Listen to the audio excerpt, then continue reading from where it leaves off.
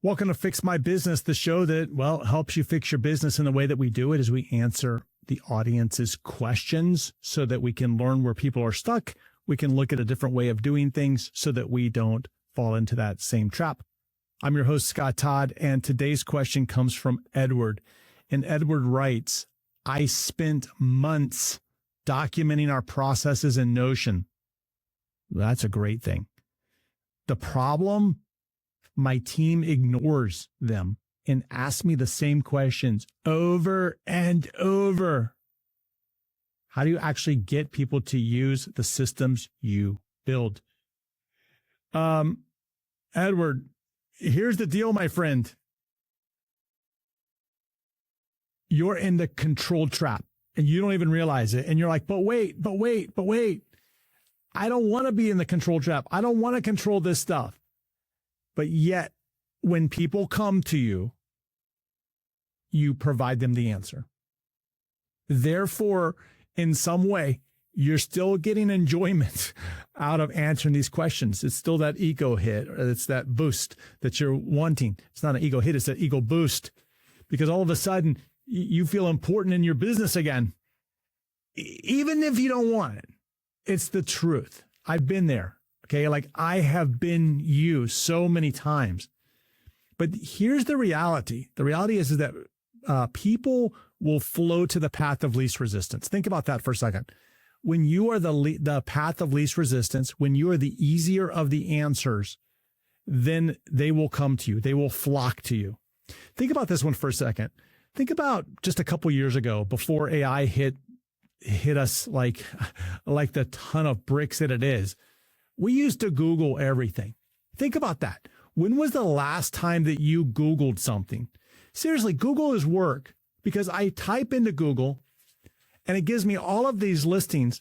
I don't think I've clicked on a single Google link, top 10 link in forever. I can guarantee you I haven't been on the second page of Google in years. Because AI is the path of least resistance. I don't have to think about it. Neither do you.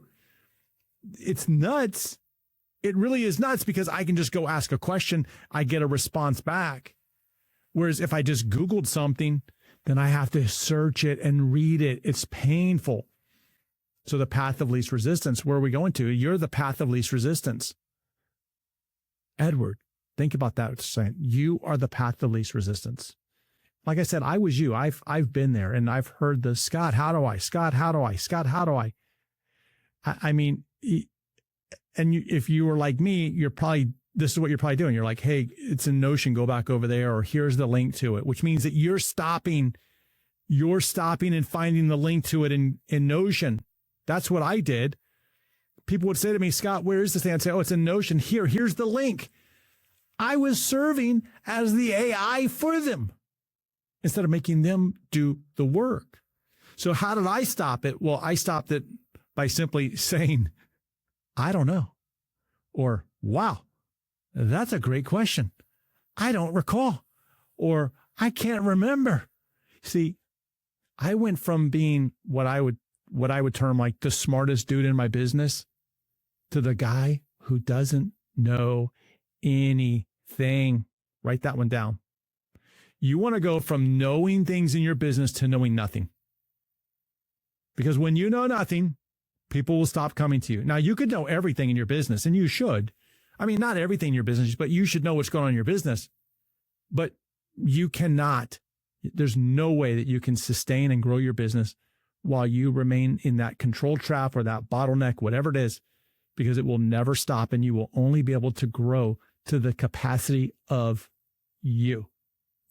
Think about this example for a minute. In a big company like, I don't know, pick your biggest company out there.